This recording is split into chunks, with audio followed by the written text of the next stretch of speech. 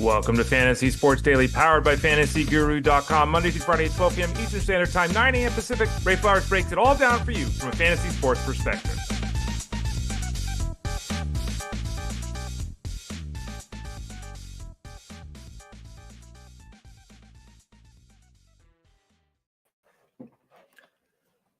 Hey there, everyone. Ray Flowers of FantasyGuru.com. You might notice a new background behind me. That's right, folks. It is the release of the 2025 baseball product at FantasyGuru.com. We will talk more about that in a few minutes. I am Ray Flowers of FantasyGuru.com. You can find me here on the show. You can find this show Monday through Friday at 12 o'clock Eastern Standard Time, 9 a.m. Pacific Time. We go about an hour each day. Some days a little less, some days a little more. About an hour each day. I host Monday, Tuesday, Thursday, Fridays. Justin Fensterman hosts on Wednesdays. On Wednesdays, I'm over on the Elite Sports Show on SiriusXM Fantasy Sports Radio with Jeff Manns. That show is Monday through Friday with Jeff. That show is 3 to 6 Eastern. So theoretically, you watch this show from 12 to 1 Eastern, take a little bit of a break, then you hop on SiriusXM and listen to Jeff's show from 3 to 6. I'm with Jeff on Wednesdays. So Monday, Tuesday, Thursday, Friday here with you for free. Wednesdays over on SiriusXM Fantasy Sports Radio. You can follow me on Twitter, X, Instagram, Threads, Blue Sky, all of those places at the Ray Flowers. I kind of got those. I think I even have a TikTok video. I know I have a TikTok link or site or address or whatever it's called. Profile. Don't ever use it, but I got it. So anyway, bottom line is at the Ray Flowers if you want to check me out. What are we doing here on the show today? Well, we got a lot to do on the show today. We're going to review all the games. It's the final, obviously, day of the regular season of the 2024/5. I guess it's 2024. It's always weird when it bleeds into the new year. The 2024 fantasy football season, regular season, is over. We'll review Week 18, all the Sunday action. We'll go game by game, as we do every Monday, or have done every Monday for the last almost 5 months, going back and forth. A little bit of a kind of a hit on this team, both teams in the matchup. No notes. I just rock and roll. We'll do that here at the start of the show. Then as you see there on the screen, for those of you watching live on Facebook.com/FantasyGuruHQ, on YouTube.com/@ElitePlusNetwork. And I even think you might be able to do this now on Twitter X, at Fantasy Guru site. If you're watching along live in those spots, you can leave comments and questions that we can address throughout the show. And we always have interactions. I know a lot of you talk to each other in the room. I know that there's questions and topics and comments that get made that we address here on the show too. So feel free to do that in those locations. You can obviously also type in Fantasy Sports Daily to your podcast network. Find us there, Pandora, Spotify, all the spots, iTunes. And you can always go to FantasyGuru.com, click the Elite Plus tab at the top of the page to find this and the other shows on the Elite Plus network. After we talk fantasy football, we'll save a little bit of time toward the end of the show to talk about the draft guide. We'll dive a lot more into this deeper this week, starting tomorrow. But I wanted to tell everyone how to get the draft guide for baseball, what it is, kind of some of the broad strokes, if you will, of that. So we'll talk about that here in a bit. And we'll also open a pack of cards. It's baseball week here on the show or at FantasyGuru.com. We started this last week. We had the Topps 2024 holiday card. Let me pull it up so you can see it a little bit better. The Topps 2024 holiday package, the mega box. We'll open a pack today. We'll open a pack every day here that I'm on the show this week. And I will show you the jersey card that I got. I told the story last week. It's 10 packs in a box. I opened a couple of them myself, and then I thought, well, I might as well open up on the show. So unfortunately, one of the first 3 packs I opened had the card in it. So there's always a chance we'll get another one. Probably not. But we'll open a pack here up in a little bit. And again, as you can see there behind me, the draft guide's available, FantasyGuru.com. Click the subscribe tab in the top right corner. We'll get into that a little bit more later. Okay, let's start out with the Panthers and the Falcons. Falcons fall out of the playoffs, lose this game to the Panthers 44-38. This is a really nice game by Bryce Young. And it's not just about all the touchdowns, 2 of them rushing, 3 of them passing. Bryce Young really looked better down the stretch here. He established himself as a guy that looks like he can be a competent NFL quarterback. I saw someone getting mad at Jeff Manns saying you need to take back all the negative things you said about Bryce Young.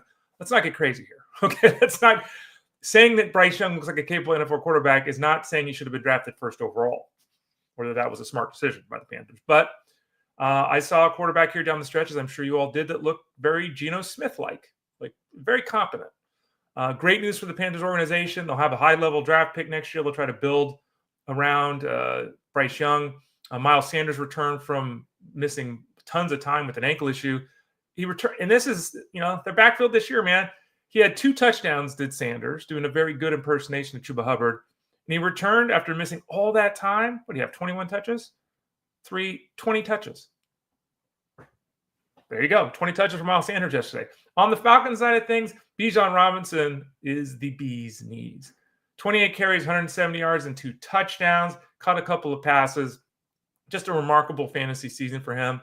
The effort he put forth this year, frankly, is the level of production we should anticipate from him the next couple of years. He is a superstar in this league.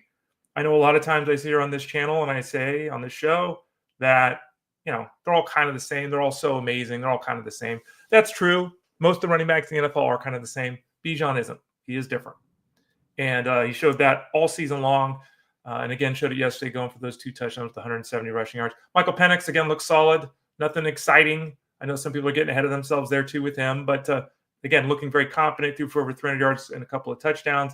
Drake London going bonkers nuts to get to 100 catches on the year. Didn't think he'd get there, but he had 10 catches for 187 and 2. He did get to 100 catches this season, and he's a top 10 wide receiver heading into next year. The Commanders and the Cowboys Commanders were very fortunate to win this football game 23-19. Very strange to me with the Commanders and the Packers. It's like, doesn't someone want to finish higher? I don't know. But the Commanders, they turned to Marcus Mariota, who had a massive second half. He had a couple of touchdowns passing. He had a rushing touchdown. Obviously doing a very good job replacing Jaden Daniels for the day. And again, this is a scenario that we've talked about a lot here throughout the year. Like with the Colts have Anthony Richardson who runs and Joe Flacco who can't barely walk. It's a weird combination. Commanders, they've got an athletic, dynamic Jaden Daniels. Marcus Mariota's not Jaden Daniels, but he's athletic. They can operate a similar style of offense with Marcus Mariota, and they did that again yesterday. And as we talked about all last week, McLaurin, Terry was reestablished here in this offense, as we talked about. 1 catch for 5 yards. Can't go into the playoffs doing that. 8 catches for 62 yards and a touchdown yesterday. The game-winning score as the Commanders moved to 12-5, defeating the Cowboys 23-19. On the other side of things, Trey Lance, after they said all along they didn't want Trey Lance to be the quarterback, they decided to let Trey Lance be the quarterback. Was it to save $500,000 for Cooper Rush, who would have hit the snap requirements to get that $500,000? Maybe. I don't know. Trey Lance went out there and was fine. Didn't do anything. He's fine. It's like in the numbers are Trey Lance, since he left college, how many passes? 250 real passes in 4 years? I don't know what it is. Trey Lance will be somebody's backup next year, whether it's he or Rush in Dallas behind Dak Prescott. It's uncertain. Rico Dowdle had another solid effort, 72 yards on the ground and a touchdown. Wasn't a big game for him. He had a couple of slower games down the stretch here, but overall almost had, I think he had over 250 touches. I know he did. Over 1,000 yards rushing and established himself as the lead back. We'll see if that's the case through the offseason, if the Cowboys go running back hunting with Rico Dowdle in tow. The Bears defeated the Packers 24-22. The Bears, DeAndre Swift got in the end zone, didn't do anything. 65 rushing yards on 20 carries, got in the end zone. DJ Moore had 9 catches for 86 yards and a touchdown. Also had that late fumble. I don't know what his ADOT was from yesterday, but it was all line of scrimmage stuff. They got to fix the offensive line, obviously, do the Bears. That's the real issue for the Bears, the offensive line. They've got all these weapons in place, but they need to figure out a way to get Caleb Williams comfortable in the pocket. He led the league in sacks taken this year. Part of that was because he extended plays, but really it was just the offensive line. And you can see that also reflected in the running game that didn't work. They'll get an opportunity to change a bunch of stuff, coaches and everything in the offseason, to try to get back on the path that they thought they were on 6 months ago with Chicago. On the other side, I think with the Packers, obviously, we're hearing that Jordan Love's okay. We're hearing that it's not a big issue, that his arm's fine. That'll be a storyline to watch throughout the week just to be sure, because obviously he's a hugely important piece of what that team needs to do on the offensive side of football. That's probably underselling it a little bit. By the way, I'm looking at some news right now. The Jets want to talk to Arthur Smith to be their head coach. Hope you're not a Jets fan. Anyway, back to the Packers. I was looking to see if there was any news on Jordan Love that broke here recently. It didn't. Malik Willis came in and was okay. Wasn't able to lead the team to a victory against the Bears, which is disappointing. The Packers going to the playoffs at 11-6. Josh Jacobs got in the end zone, which was nice for those people that did play him.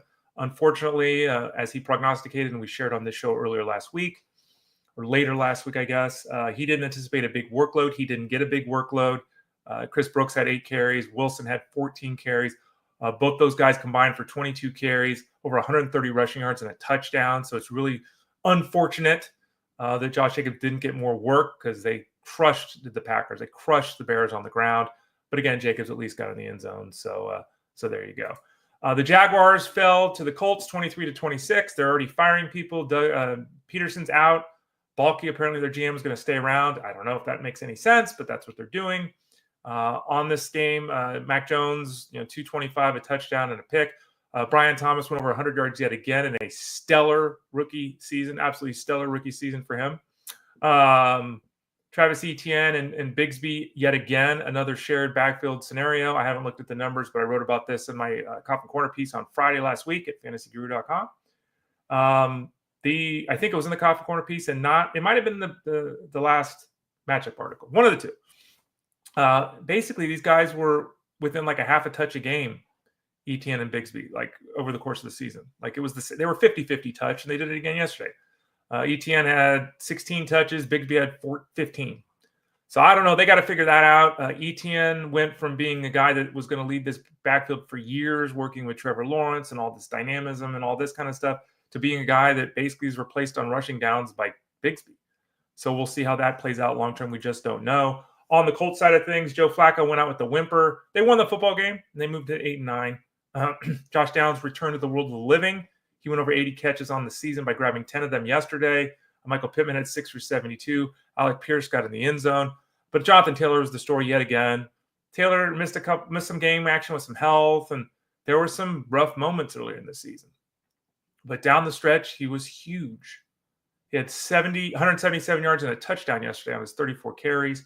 Overall, his numbers were pretty impressive for a guy that, for the first half of the season at least, people weren't very happy with. In the end, though, he came through big time. I mean, look at it. Let's pull it up real quick as we're talking here. 177 yards and a touchdown yesterday. The previous game he ran for, come on, stats. Come on, baby. It's always great when you're trying to do this live and the stats don't work. There we go. The stats come up. The game before that, he went 322, 120, 32, 125, and 2. The game before that, 218 and 3. So the last 3 games of the regular season, his average effort was 32 carries, 173 yards, and 2 touchdowns. Very Jerome Harrison-esque. Now there's a difference because he's Jonathan Taylor, but a massive, think about that, folks. 32, 173, and 2 as an average. And that doesn't even include the previous 2 games where he was over 20 carries and averaging 100 yards. Like, finished strong kick for Jonathan Taylor, reminding folks why he was worthy of being a top 5 running back this season, and certainly will be next year as well. Buffalo fell to the Patriots 23-16. Patriots cost themselves the first pick in the draft by winning this game. I'm not saying a team should try to lose. I don't believe in that. Too bad the Bills rested their players because the Patriots were able to emerge with the victory. Oddly, Jared Mayo was fired after the game, the handpicked successor. The belief now is that Mike Vrabel is very likely to take back over the Patriots. He obviously was there with Bill Belichick, return there to be the head coach. That's the expectation at this point. We'll see if it comes to fruition. But in the game yesterday, Ray Davis, who was about the only play for the Bills that anyone had much confidence in yesterday, 15 carries for 64 yards, but he did get in the end zone, catching 2 passes for a yard. So, okay. But he got in the end zone there, so it wasn't a crap out effort for him. James Cook played a little bit more than anticipated. They wanted to get him that touchdown. I think he tied O.J. Simpson's rushing touchdown record for the team, so I think they wanted to get him that mark. So he was oddly involved, even though they didn't really have the other skill players going. Amari Cooper didn't play because of a personal issue. You look at the receivers. Coleman caught a couple of balls. Kevin Coleman, 2 catches on 10 targets. And again, Trubisky and White throwing passes, okay, but that's rough. That's very rough. The Bills go into the playoffs at 13-4. The Patriots again moved to 4-13. Drake May played a snap, then they went to the Milton kid, who actually played pretty well. If Anthony Richardson looked like Milton yesterday, I think the Colts would feel a lot better about their team long term. Milton, I think, hit his first 10 passes yesterday in a row when he started. 2 for 241 and a touchdown. He had 16 yards on the ground and a touchdown. He extended plays, used his legs. actually not bad. So, he is the backup to Drake May. That's, Patriots got to be feeling pretty solid about the quarterback position. Now they got to worry about building around that.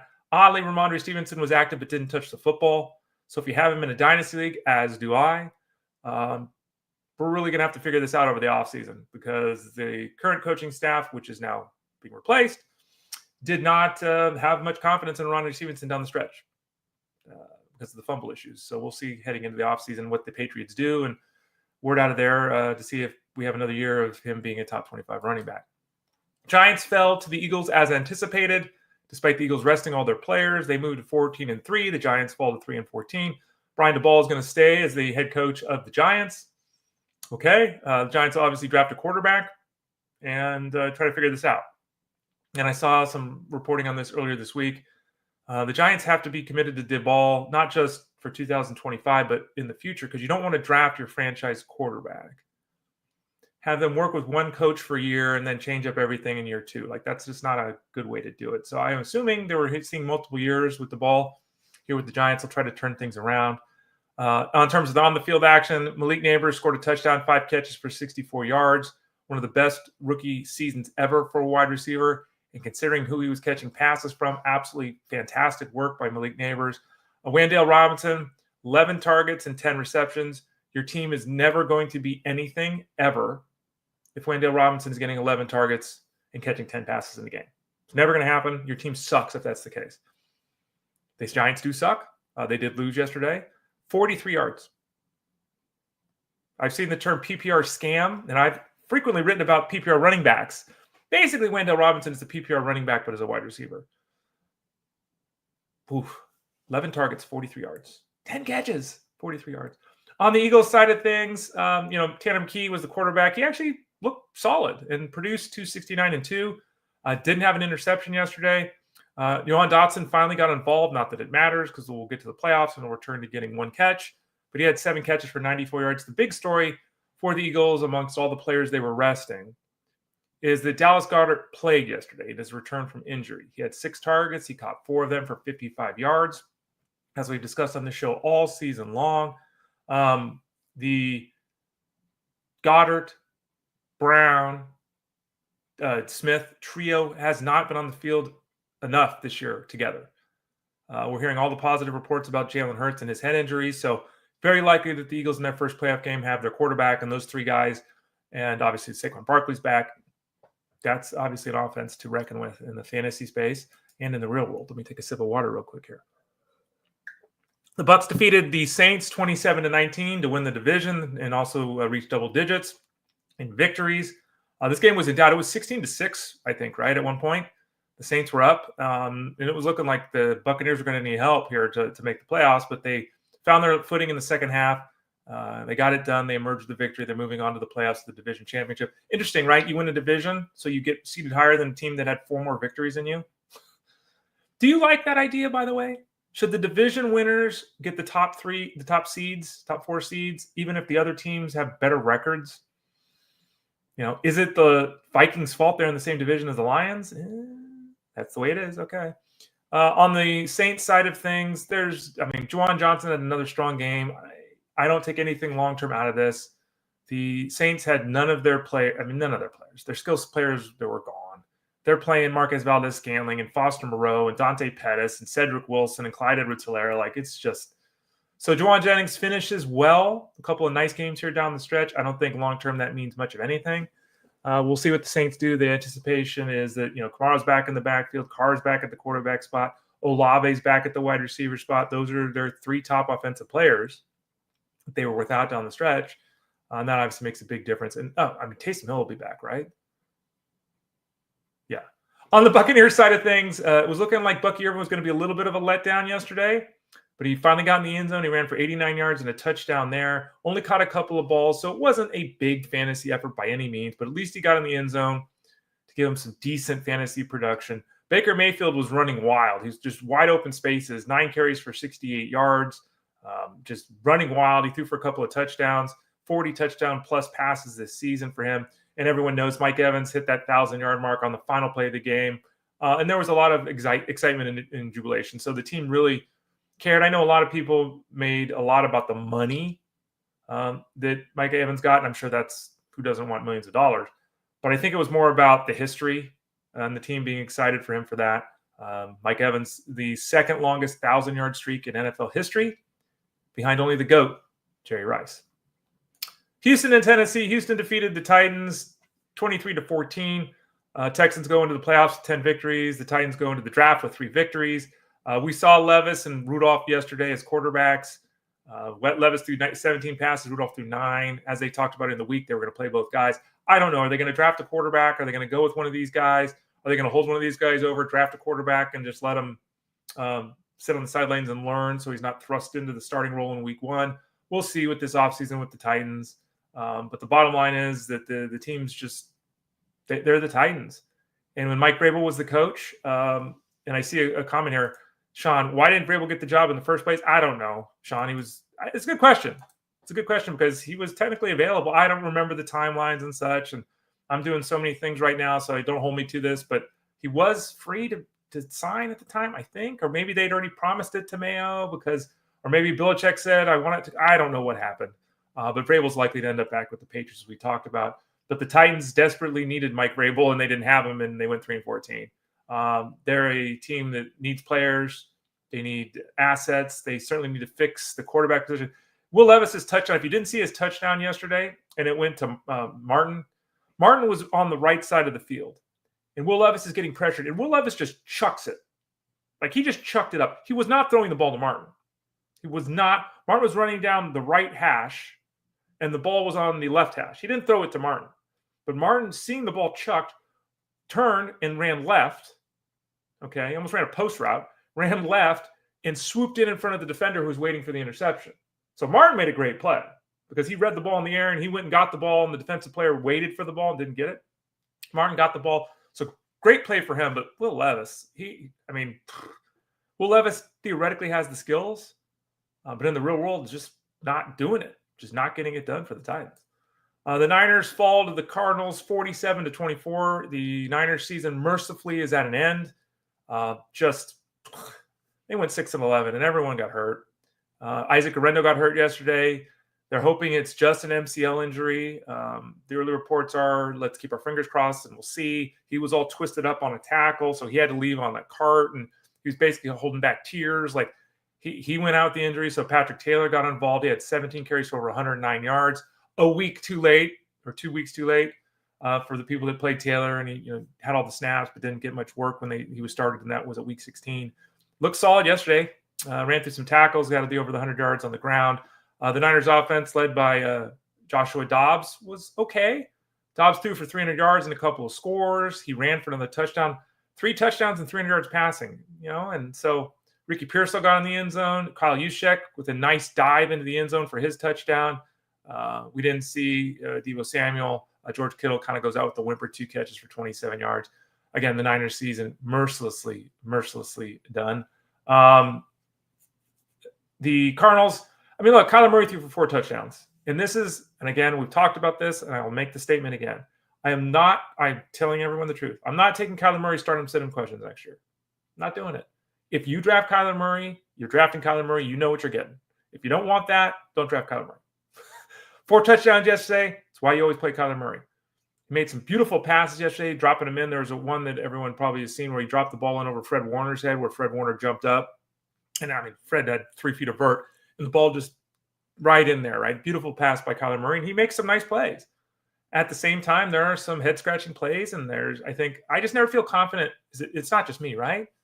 Like, I watch Kyler Murray play, and I'm just not confident. 7 for 65 and a touchdown for Trey McBride, who all of a sudden started scoring touchdowns. Marvin Harrison went for 563 and 1. Here's the biggest condemnation of the offense. Greg Dortch scored 2 touchdowns. Much like Wendell Robinson. No, that doesn't work. Though it did yesterday, as the Niners got steamrolled 47-24. The Broncos made the playoffs, moving to 10-7. The Chiefs fell to 15-2. And I saw a lot of people commenting, and I guess I'm piling on here, even though I'm not even close to the first person who said this. The Chiefs, that was embarrassing yesterday. They got steamrolled by the Broncos, just run over. And I know they weren't playing their star players on offense. I get it. I understand. I get it. But that was embarrassing. Like that was that, and I almost want to use the word disgraceful. 38-0 was the score. I almost want to use the word disgraceful because you have to, and I understand that, and we've talked about this here on the show, and I understand the desire and the need. You want to rest your players, save your players, make sure everyone's healthy heading into the play. I get all of that. But we knew it was going to be a difficult game for them yesterday because of the resting of the players. But did the players appear to be giving 100% effort? So this is organizational. This is from the coaching staff down. This is not just the players. This is the organization. That was embarrassing. And that's just bad for football. You can't have games in that they had yesterday. You had a game where the Chiefs really didn't show up. And given the fact that they all week long we're obviously talking about the playoffs and no one's playing, that's a terrible look for the NFL because it looks like they just didn't play yesterday. It looks like they gave up. Can't have that in the league. Certainly can't have that in the league. We're only playing 17 games. It's one thing to say, hey, in December 15th, the Warriors gave up a game on a Thursday night. Okay, well, that happens. Can't be doing that in football when you only play 17 games. That was just dreadful from the Chiefs side. There's nothing to even say there. On the Broncos side, it's really tough to take away much from this game heading into the playoffs because the Chiefs didn't show up. I mean, you can look at Bo Nix, who threw for 4 touchdowns, ran for 47 yards. Speaking of Bo Nix was running all over the field, just wide open. There were plays called back because of penalties. He had that ball where he tried to lateral it to Javonte Williams, but it ended up being a forward pass because he was running as he threw it. The numbers could even be better for Bo Nix, but it's, again, the Chiefs didn't show up. But Sutton had 5 for 98 and a touchdown. Marvin Mims with his massive late season finish 5 for 51 and 2. Vele, who I see commented there in the chat room by, who was it? It was Angelo there. I did see the Vele touchdown. Yeah, Vele got in the end zone. Marvin Mims, by the way, 2 touchdowns like we're talking about. Sutton had a $500,000 bonus he hit with his performance, but Bo Nix coming out huge. Sean says KC versus Denver was bad. It was like JV versus varsity. It was bad. So that's what I'm saying. It's very difficult to get so excited about the Broncos offense coming off this game because still can't establish anyone on the ground. I think for me, that's the big takeaway in this game. Not the success they had because that's obvious, but Javonte Williams, 5 for 28. Estime had a running touchdown, but he had 12 for 34. McLaughlin, 16 for 39. That's not good. That's 3 guys running the ball for 3.5 yards a carry. So they'll have to figure that out if they want to move on in the playoffs. Seattle defeated the Rams 30-25. Geno Smith apparently made millions and millions of dollars. He got $2 million for the 10th victory of the team. He got $2 million for having a 70% completion percentage. I want to say he got $2 million for touchdowns or passing yards, one of the two. How the hell does Geno Smith get $6 million? And what is going on? This is just weird. And by the way, I understand from a player and an agent perspective why you want to get a bonus for completion percentage. Totally get that. But if he can make $2 million for having a high completion percentage, is he really cutting loose the ball? Is this why he didn't throw the ball to DK Metcalf more? I'm just asking the question. And I know it's $2 million for a guy that's making a lot of money, but it's $2 million. Is he not chucking the ball up into double coverage? Is he not chucking the ball up to shadow coverage on DK Metcalf because he knows it's not going to be a pass and he's trying to make $2 million and a 70% complete? So it's a good question. I don't have an answer. I haven't looked at all the film. I haven't talked to Geno Smith. I haven't talked to anyone in the clubhouse. But that is a bad bonus for a team to give. Just saying. Geno yesterday, 12 for 27, 4 touchdowns. I believe it's the first time he's ever thrown 4 touchdown passes. One of them did go to Metcalf, one to Fant, one to Barner, and one to Bobo. I guess the big storyline there, though, is Jackson Smith-Njigba, who had a magical season in year 2. 100 catches. 4 catches for 9 yards. 4 catches for 9 yards. Yikes. On the other side of things here, the Rams, Jimmy Garoppolo and Jeff Mans mentioned this on his TikTok video yesterday.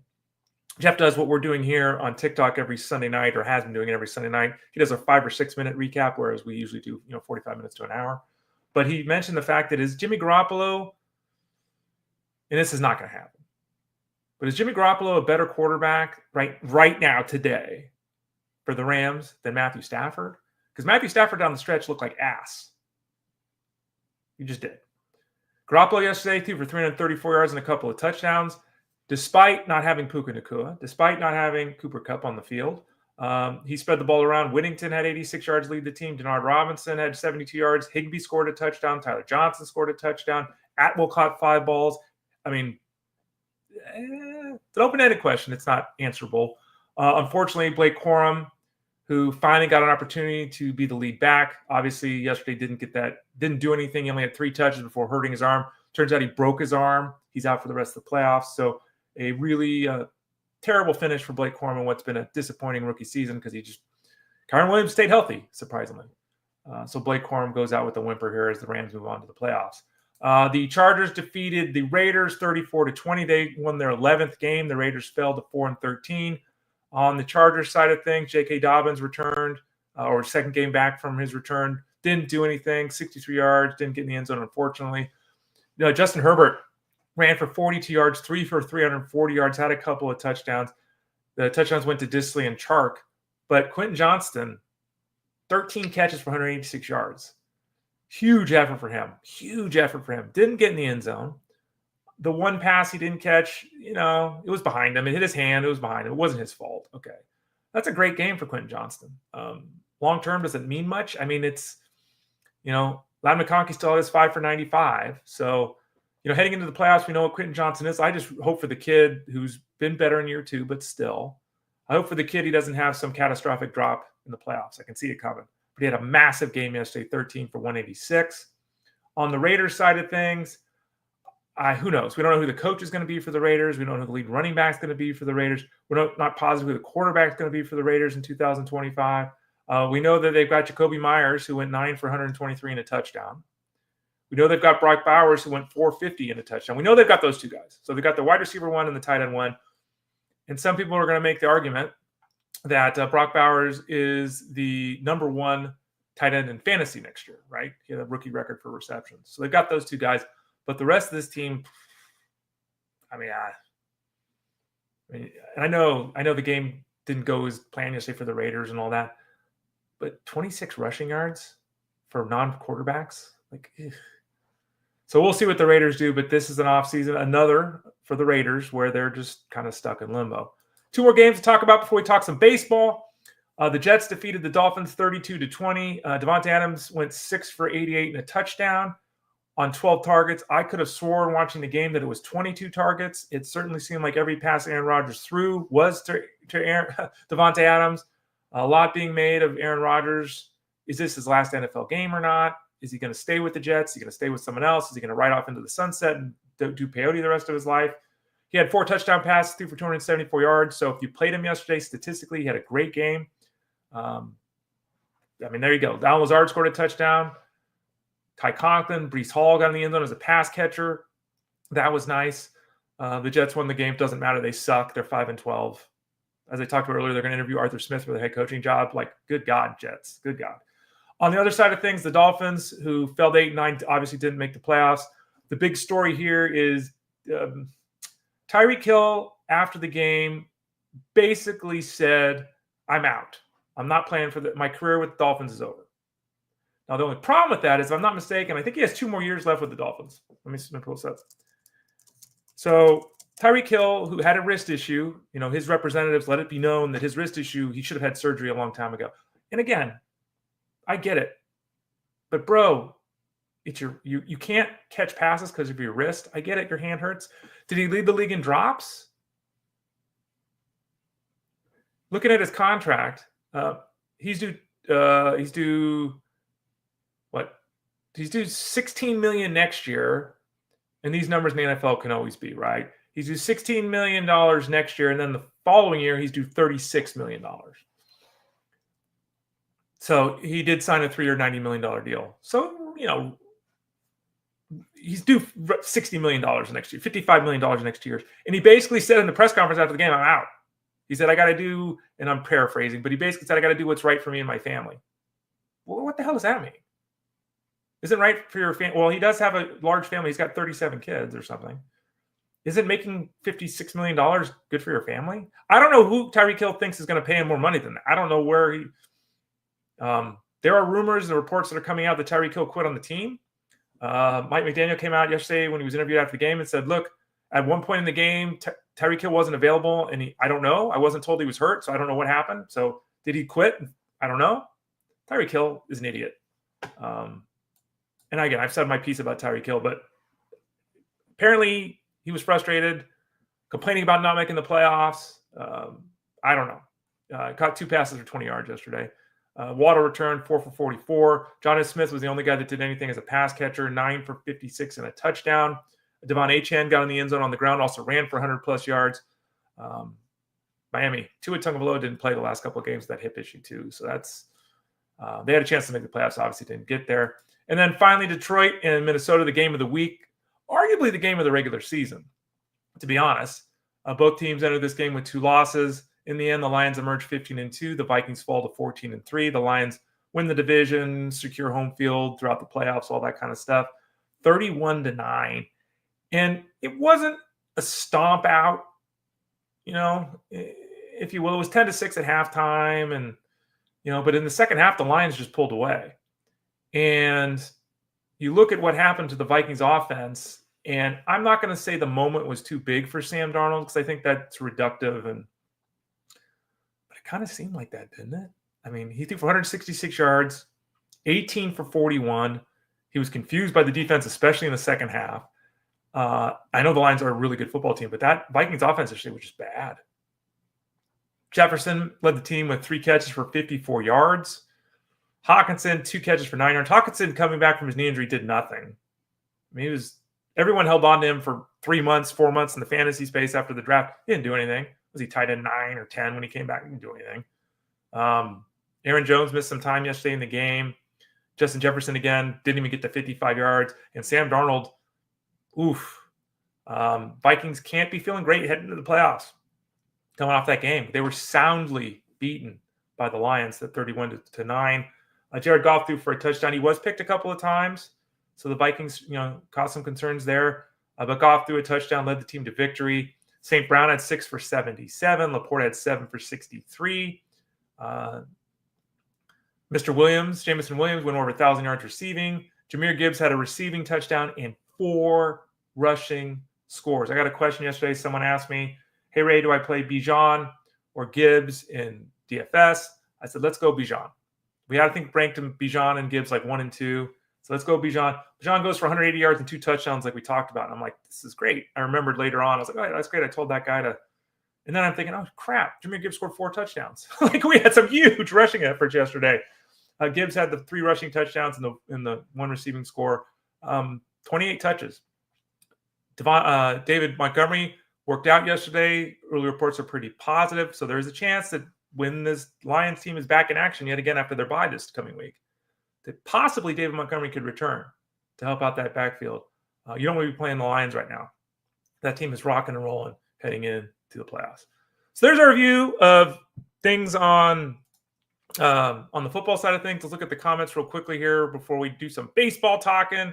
Garendo got me half a point yesterday. Yeah, that was really rough, Angelo. I mean, that's just that poor guy couldn't stay healthy. Can we ask about the quarterback for MHG? Yeah, Marvin Harrison. It's Kyler Murray. No, you can ask about him. I'm not going to answer any questions anymore, Chris. So take that. Let's see here. Joe, can't be too excited for the Broncos when they give up 30 the week before to Cincy and 34 to the Chargers. That's a good point too. They're going into the playoffs on a very high note after throttling the Chiefs, Patty Joe, as everyone knows. But as I said, a little bit of fool's gold involved there. I would avoid getting too aggressive with the expectations with the Broncos. Sean agrees completion percentage tied to a contract is dumb. Yep.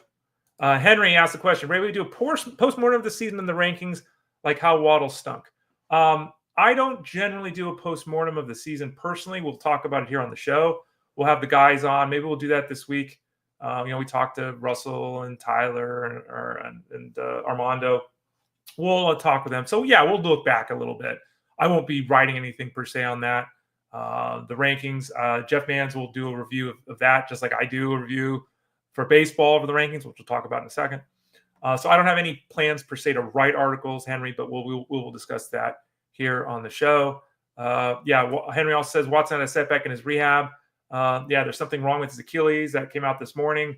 No one seemed to know exactly what it was. It was called a setback. The Browns, who gave the worst contract in football history to Deshaun Watson, may never have Deshaun Watson take another snap. And I don't know. It's just, and we talked about this last Friday with Russell Clay. Deshaun Watson's career is just over, it seems. Just vanished. Let's see. Angela says, I want to see the Lions win it all. Then my brother will stop texting me. We'll get them the next time. Said by the Broncos fans since 1958. Yeah, it's been a while since the Lions have won. Maybe they can get it done this year. They certainly look great heading into the playoffs. As you can see there on the screen, it is January 6th, Monday. 0 is the number of days until the 2025 Major League Baseball guide drops. Now, we'll say this offhand, right off the top, that I had the rankings done days ago. I haven't been able to look because we're on the air here. I don't know if the rankings are officially updated and done right now because the tech team let us down. I can only do my part. I did my part. I was ready to go days ago. The rankings will be up. I am told emphatically the rankings will be up by the end of the day today. Again, it's not on me. I was ready days ago. I just want that very clear. I don't want anyone saying, I bought the draft guide. Where are the rankings? The rankings, I am being told, will finally be updated today. As you can tell, I'm a little bit upset by this because I've tried for days now to get this done. They will be updated today is what I'm being told. Okay. I will head as soon as the show is over and dive in to try to get those done and taken care of as quickly as possible today. FantasyGuru.com/product/MLB-memberships. FantasyGuru.com/product/MLB-memberships. You can just go to the site, click the subscribe tab in the top right corner, and also have at it there as well. Excuse me, have at it there as well. As you can see there on the screen, Bobby Witt Jr. is our cover boy this season over at FantasyGuru.com. Again, go to FantasyGuru.com, click the subscribe tab in the top right corner. As you can see there on the screen, we'll kind of go through quickly what the draft guide has, then we'll open a pack. And then tomorrow I'll dive in a little bit more deeply. Excuse me, I'm going to do a little cough break here. Give me 1 second.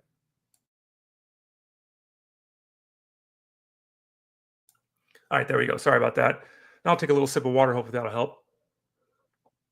The old frog in my throat. I'll talk a little bit more in depth about everything tomorrow, but just want to lay it out there. The draft guide is available right now. You can also buy the DFS package for baseball. You can buy the wagering package for baseball right now. Get all three of them. If you want as one package, you can combine them. You can get two of the three. You can get one of the one. The draft guide, which is available right now, we call a draft guide, but it's a seasonal product. So you buy it now and you get coverage throughout the entirety of the regular season. It's not just a preseason thing. I can't say this definitively, so don't say Ray said definitively this, because I'm not saying it definitively this. But from now until the time the regular season starts for baseball, we'll probably have an article almost every day, if not every day. Okay, so something new will be up every day. So come back every day to FantasyGuru.com. There'll be articles up on a daily basis as we continue to cover everything throughout the preseason as you get you ready to start the regular season. And at the heart of that is the rankings. Those rankings are AL, NL, and Mixed League. They include auction values as well. The model, they're tiered. We'll talk more about the tiering model for ranking players. We'll get into that as we move forward. So the rankings will be NL, AL, mixed, all of them. We'll have auction values for them. And we'll also have, I'm being told, again, if this is done properly, we'll have projections as well. Not my personal projections, which I'll note on the rankings page. So don't say that this doesn't make sense, Ray. You've got a guy ranked higher than this guy. And they're not my projections, but I think we'll probably have steamer projections on the site. So we'll have that up as well. We'll also have, as you can see there on the screen, points league rankings, dynasty league rankings, dependability rankings, category rankings. So we'll project, look at who's going to lead the league in home runs and steals and saves. We'll have all of those projections as well. We'll also have I just finished the dynasty rankings actually yesterday, or Saturday, excuse me. So the dynasty rankings, I think, are set to go Monday. What is it, the 13th? Monday the 13th. So that'll be the next tranche of rankings that'll be available. We'll probably do points rankings right after that. So there'll be just rankings all the time. Because as I've gone through this, I've learned that, while we'll still write articles and have those, that people, the appetite of the fantasy consumer yourself has changed. In the old days when I started doing the draft guide 18 years ago, whatever the hell it was. I must have started it before then. 23 years ago when I started full-time in fantasy. 24 years ago now. It was 2021. We wrote article, and I still do that. I probably do too much of that. I write probably too much. Because at the end of the day, in the old days, people would read 3,000-word article, and then they'd read a 3,000-word article, and then they'd read a 3,000-word article. Now people want to read a 300-word article, right? They may not even want to read a 300-word article. They might just want to skip to the end. They just give me the answers, coach, right? So we're going to go heavily into rankings because that's really what people want. When you get the product at fantasyguru.com, remember you get access to Discord, so you can ask questions in the Discord room. We can have more discussions. We'll be talking about baseball here on the show too. So we'll have many avenues that we can dive into things in a little bit more detail, but there'll be a lot of rankings, as you can see there on the screen. We'll also have speed rankings, sold rankings. I'll have an article that's already posted that's actually up right now. There's about 10 articles that went live this morning, 10, 12 articles, something like that, maybe 10. Let's say 10. 10 articles that went live this morning. Again, remember, starting tomorrow, an article every day. The rankings will be updated and everything will be good to go by end of business today. But why overall rankings? We don't have them. Why? Got an article explaining that. We'll look back, speaking of the question that we got earlier for football, we'll look back at 2024, what happened last year in case you forgot. Like, how did people end up in the rankings and all of that? What did I get right? A lot of things. What did I get wrong? Miss some things. We'll talk about what went right and wrong last year for those people that say I'm never admitting I'm wrong. I'm writing a whole article, thousands of words about what I got wrong. We'll have my player profile series, which is the 1,000 to 1,500 word breakdowns of individual players. So instead of a 1,500 word article talking about 8 different guys, it's a 1,500 word article talking just about one player. Those are the players that are in the news, the players you need to know about. Sasaki, guys coming back from injury, maybe Acuna will get in there. I know those kind of players. We'll again discuss this more as we move forward. The rookies, there's already a couple of articles up looking at the history of rookie production and I think there's maybe only that one. Maybe we only have that one that's posted yet. But as you can see there, I'll have a full scouting report of the rookie hitters, a full scouting report of the rookie pitchers, each guy with like a paragraph breakdown of who they are, what to expect this season. That says 2024. I better change that. It's not the top players for 2024. It's top rookies for 2025. We do have a review, I believe, of the top rookies, the rookies review from 2024. So you'll be able to see that. We'll also have, obviously, the top 50 rookies for this season. That's kind of important. And then research articles on and on and on. So at the end of the day, there's tons of articles over at fantasyguru.com. Again, basically one a day the rest of the way-ish. Not 100%, but ish. If there are players, questions, concerns, if I see topics that come up repeatedly, we'll address those in maybe either on this show and podcasts. I might still do podcasts. I'm not sure about the podcast piece yet. We'll see, because I'm on this show every day. I don't know if I'm going to be doing a podcast too. Maybe I'll do a podcast too. We'll see. But I'm pretty good at taking the pulse of the community and what people are looking for. And we'll do that moving forward. We'll talk a lot more about this tomorrow. Go to fantasyguru.com. Click that subscribe tab in the top right corner. Let's go. Get signed up for the baseball product in 2025. Before we head out here on the show, we got a baseball pack to open up. Oh, let's get rid of that. Let's get rid of that. Let's get rid of that. Now you can see my background again. I don't know what's going on. 2024 Topps Mega Holiday Box. Holiday Mega Box. I think this box is like $45, $50, something like that. You can get the relic cards for players that wore like a Santa hat. There's our cover boy, Bobby Witt, with a Santa hat on. Each card gets one relic, one autograph, or one autograph relic in every box. As I noted, I will share later this week the player that I got. Let's open up the pack today. It's just a pack of cards. How many? 10 cards in a pack? 10 cards and 10 packs. Let's do this. Who are we hoping to get here, folks? Who are we hoping to get? Let's find out. Got to be careful when you open it. All right, let's go. For those of you that don't know, these are holiday cards, so they do look different. Here's a picture of Mike Olson, the first card we got. Santa Claus, a stocking, a little elf there on the bottom. I love those old school Braves jerseys, right? Isn't that cool?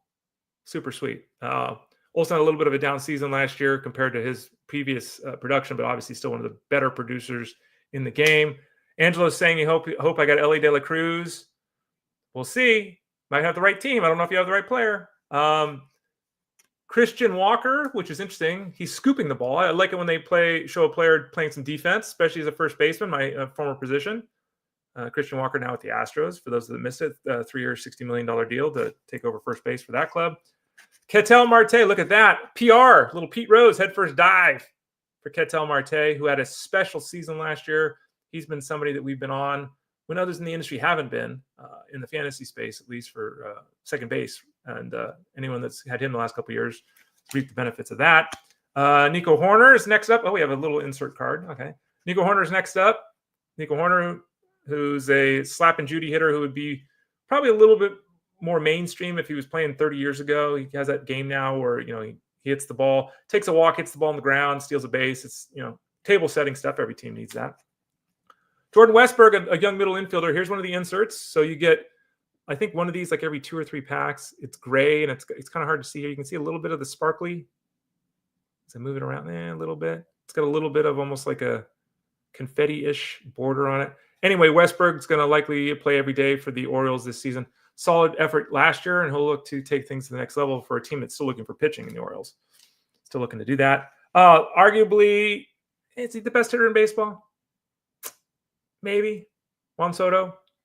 Maybe. I'm not saying he's the best player in fantasy per se, because he doesn't run like some of the other guys. But the best hitter in baseball? You can make arguments, but Juan Soto's headed to the Hall of Fame. He keeps doing what he's doing. Bryce Harper, who may or may not be, well, let's just say it. Bryce Harper's in the top 3 in the rankings over at fantasyguru.com at first base. Is he 3, 2, or 1? Sign up to find out. Jared Trio, by the way, I like the colors, the old yellow for the Pittsburgh team there, the Pirates. I don't like the letters on the jersey. I don't like that part of it, but there you go anyway. Blake Snell, the trader, who's now on the Dodgers. He stole money from the Giants last year, didn't pitch, made all that money, then went to the Dodgers. Pure trader. I can't wait to see him get booed in San Francisco. He's going to get ferociously booed. You don't go to the Dodgers as a Giants guy. And then finally, Wilson Contreras, who last year was hurt. His brother, arguably the number 1 guy at the catcher spot in baseball now, Wilson got hurt last season, but still, despite his advancing age and all of his work and everything like that, still one of the better offensive players in baseball for the catcher position and extremely consistent. Not elite, but extremely consistent. He'd be somebody that if he was your catcher 1, you're in a good spot. And he's probably not going to be very costly on draft day. So we'll look into that more as we move forward as well. So there's our pack break. Remember, go to fantasyguru.com, click that subscribe tab in the top right corner. Get signed up for any of the baseball products. You can also sign up through the MVP package for any of the products besides baseball and football. That's NASCAR, PGA, MMA, basketball, hockey. It's all one package, the MVP plan. So sign up for the MVP plan. Send a note to support@fantasyguru.com. Support@fantasyguru.com if you want to get the football coverage the rest of the way, because we're still covering football. Like, don't think that we're stopping football. We're going to cover football all throughout the playoffs as we always do. We'll cover the other leagues in football as we always do. We'll be doing DFS. We'll be doing postseason football. And in fact, the Elite Sports Show on SiriusXM, again, that's 3 to 6 Monday through Friday with Jeff. Jeff, I think, is pretty much going to – I'm pretty sure this is going to happen this week, qualifying like 94 or 5 people for our postseason tournament for fantasy football or one-and-done tournament. So listen to the show for the ways to do that.